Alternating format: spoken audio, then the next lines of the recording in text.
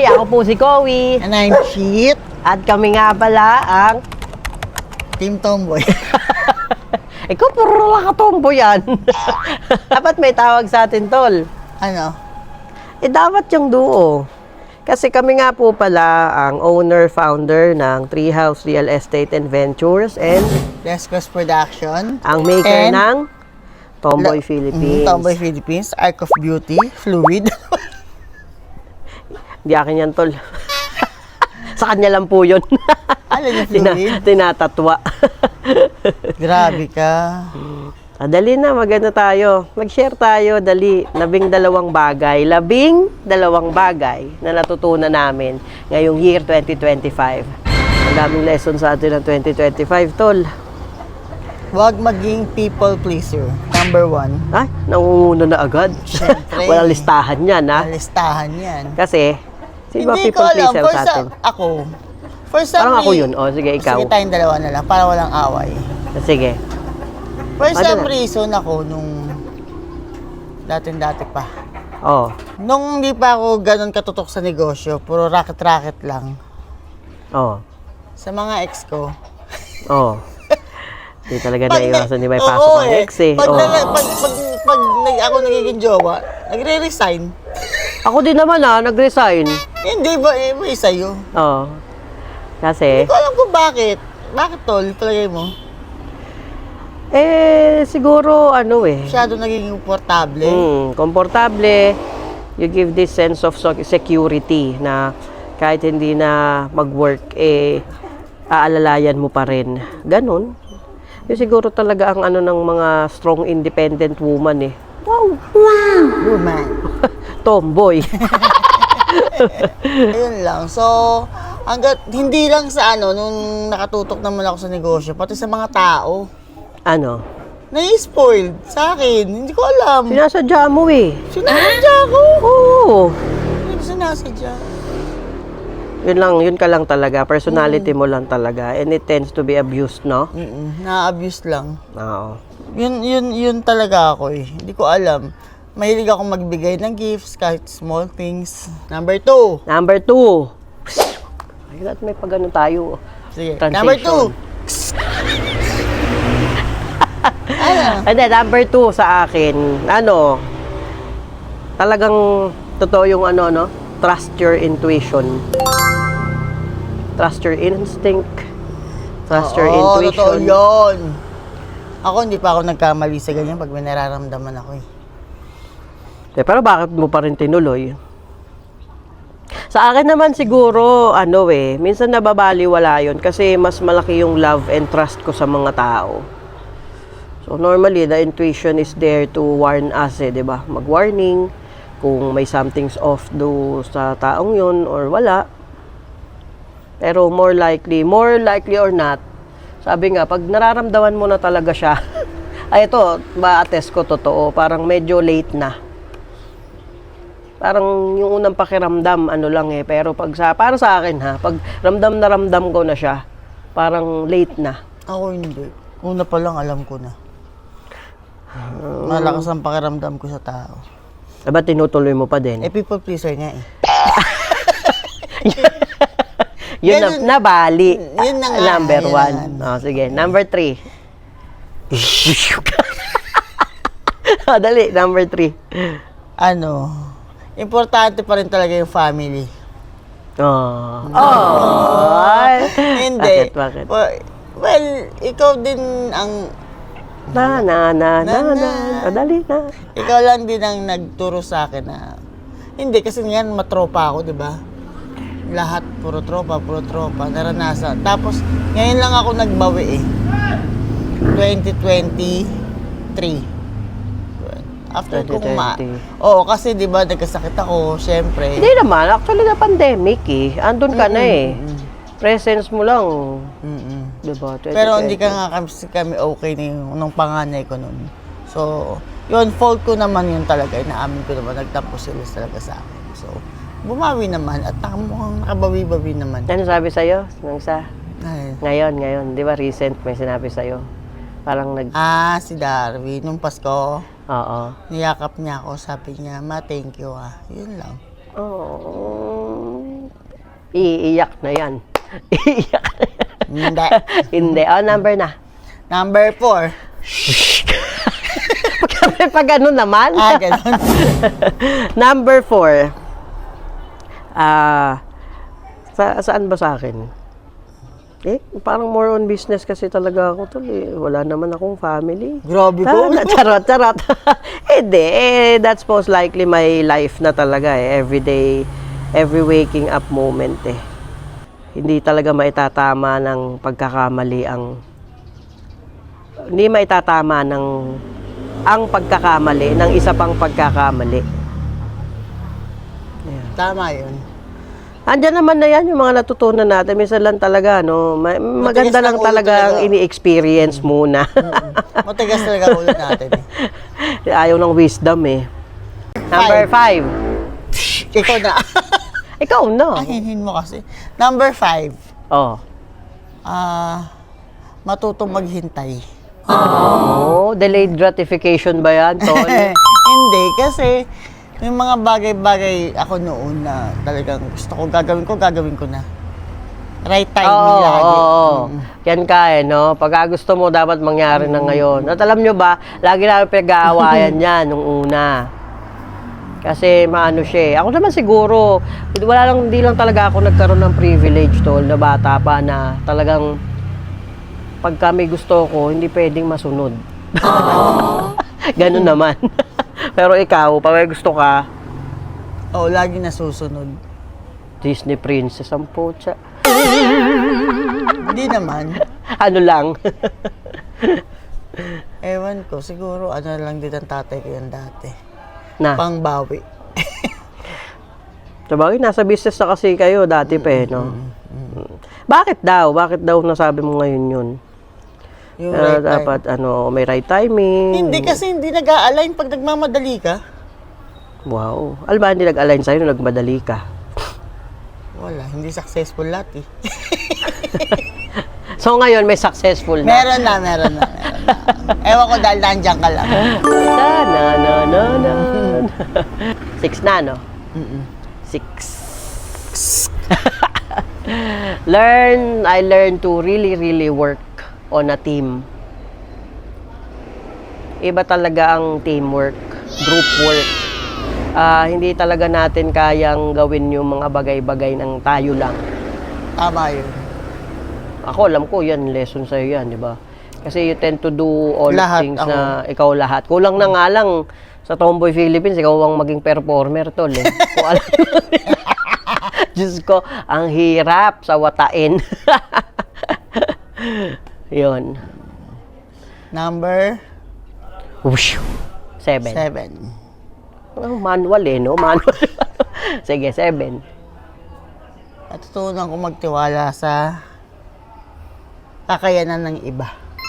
Ayan! Ganda yan! Oo nga.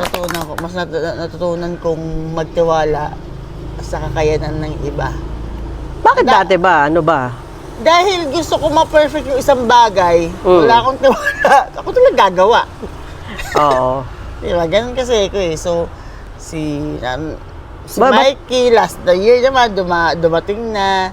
Si Ate Melba. Si Tin, na-appreciate ko lahat ng effort ni Tin. Si Nicole. Yan, oo nga. Dami Na-feeling ko ano ako lang ang creative. Di ka lang kasi yan tayo Si eh. Ice, alam mo yun. Yung mga ibang mga friends na lalong naging close after ng Event. ng events, no? Habang gumagawa tayo ng habang event. gumagawa. Kasi talagang, talagang magwo-work kasi kayo together eh. Hindi kasi talaga to isang mind lang. Tapos, walang ganon, Tol. Walang ganon. Oo. Sige, ano pa? Ikaw na. Ako na. Number 8. 8. Eto, business talaga. Business perspective. Para sa akin talaga, Tol. Although paulit-ulit ko naman na itong naririnig sa mga mentor ko, like sila Arvin Orubia, ayan yung mga Amerikanong mentor. Iba talagang protect the cash flow. Yan. Siguro hindi rin din naman ma-apply sa business yon. Kahit hindi wala sa business, siguro kahit empleyado ka, no? You protect the cash flow, ibig sabihin. Kaya doon siguro yung nakuha yung concept na magtipid eh. Oo. No? Kasi ako talaga personally, dalawa kami. Ayan, hindi ko naman tinatanggi. Pagka, Magastos. Oo, magastos kami pareho. Bigay. Hindi naman magastos in a sense na pang sarili. Yun nga, Hindi naman sobrang kami giver mag-asa in a namin sense of pareho. nagsusugal kami. Walang ganun. Oo, walang ganon. Walang may bisyo. Oo, yung parang sobrang bigay lang talaga namin sa tao. Bigay hilig. Kahit wala namang something na may konting ginawa lang dahil sobrang na-appreciate namin, bigay. So ngayon, nung medyo nag-tight na, nitong 2025 talagang ang dami nating natutunan when it comes sa business, no? Doon pala talaga matututo ka talagang magtipid. Ayun. Number 9. Number 9. 9 na ba? 8K. Okay. Diba? 9. 9. Sige, ikaw. Number 9. Mas okay ang maliit na circle ng kaibigan.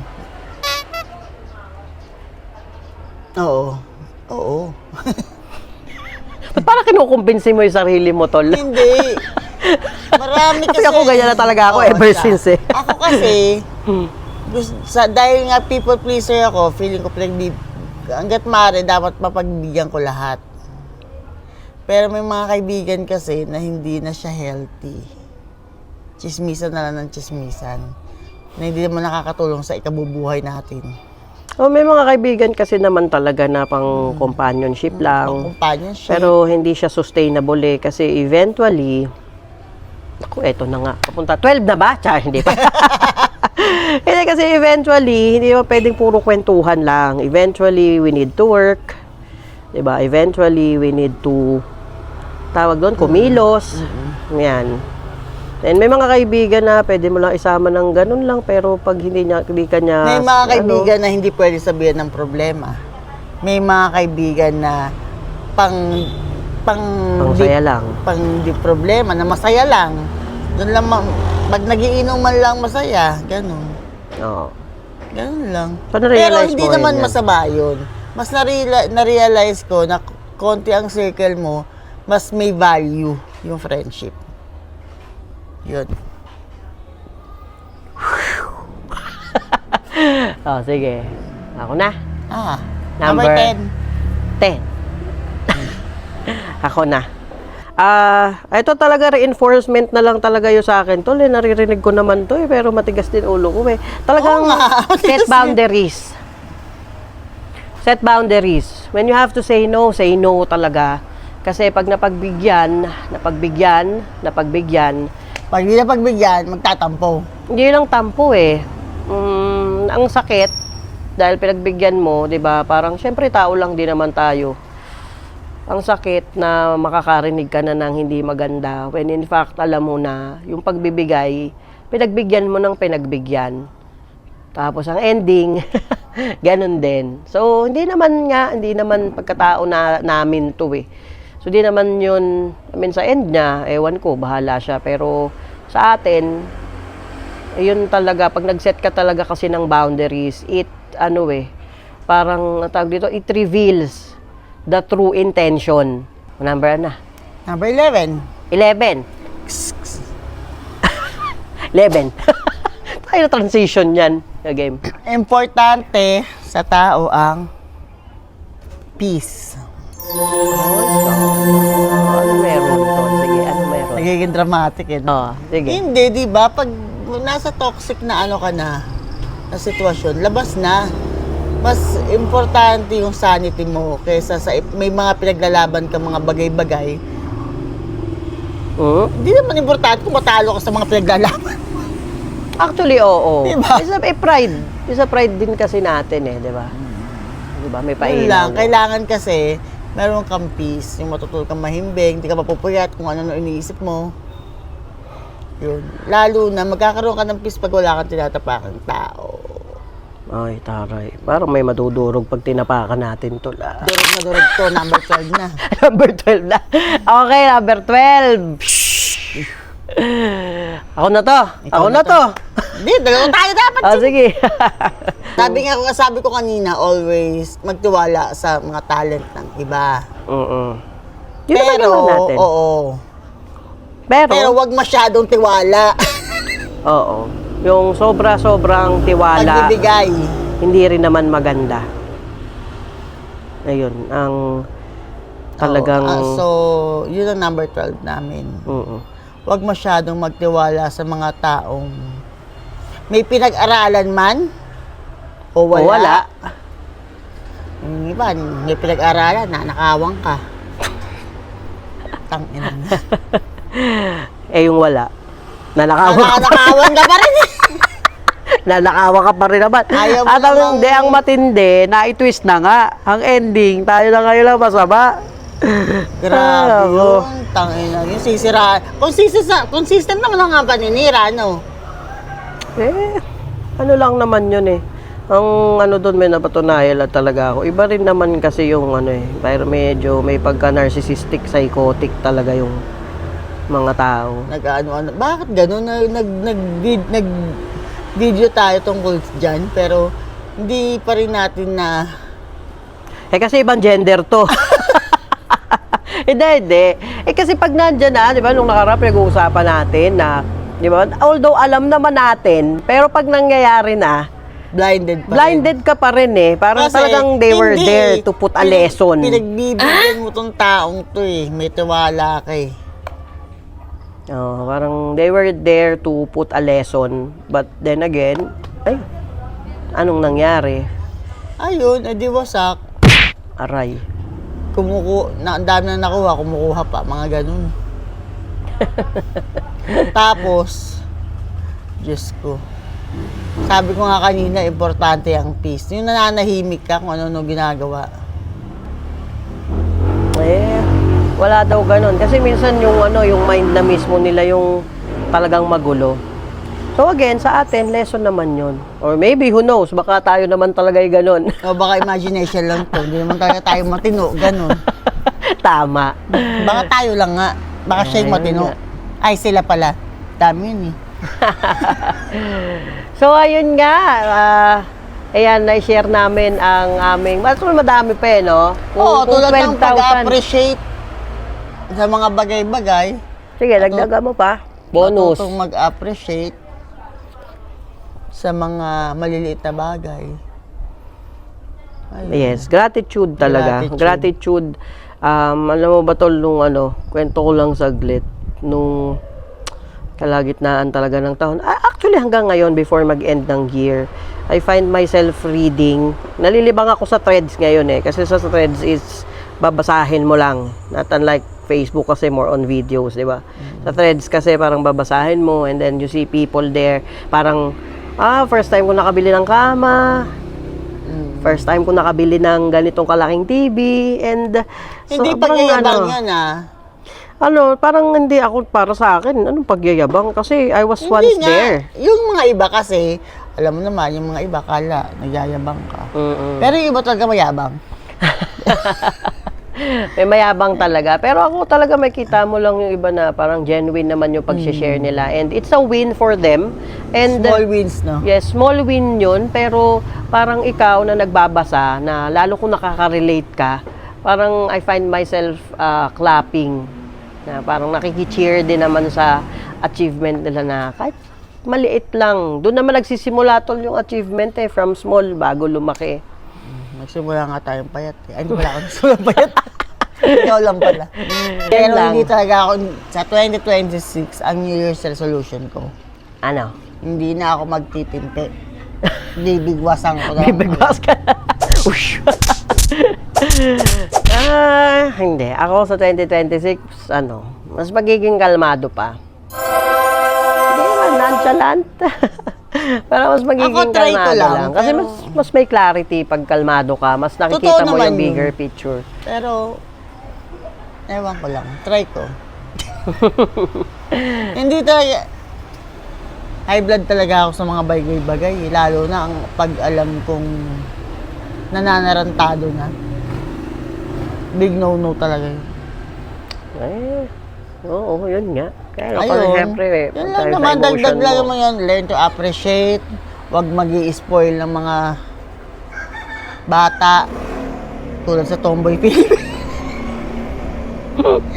na Pag hindi Diyos pa ko. kayang i-handle yung Oo. achievement, medyo mabilis Small- din lumaki yung ulo. small bibilis lumaki ng ulo. Makita lang ng konti sa social media. Kala mo sino na eh. Pag talaga pag Wala pa nararating. Kala mo kaya ka nang kainin ng buo eh, no? lumalaki yung ulo, Anong naiiwan na gamot? utak. Pag Pag lumalaki yung ulo, ang naiiwan. gamot, karayom lang, paputukin. Puputukin na. Yun lang, natutunan natin yan kay Mikey. Hi, Direk Mikey. So, yun lang po, mga kalupa, kalahi, at ating mga kapamilya dyan. Gawa tayo ng endearment sa susunod. Okay. Ayun. Kung may natutunan din kayo, kung pinanood nyo po hanggang dulo, mag-comment lang po kayo dyan ng mga natutunan nyo din ngayong 2025. Dapat meron eh. Dapat meron. Kasi ibang laban na ulit ang year 2026. Panibagong chapter, panibagong yugto. May mga bago kayo makikilala. Yes. May mga kaibigan na sure ako na aalis. Tulad nung sa amin. Na. Dapat pala lagi tayo may ganitong session. Ayan, gabi na. Yun lang Okay. po. Happy New Year po sa inyo. Coming from Best Quest Production and Treehouse Real Estate and Ventures and Fluid, Studios. And Best Quest Fluid. Studios, Fluid. Arc of Beauty. Sa kanya po yun, ha? Tinatawa. Grabe ka, pero lagi ka andun. Ayun yung office ko eh. Thank you, Bye-bye. guys. Na.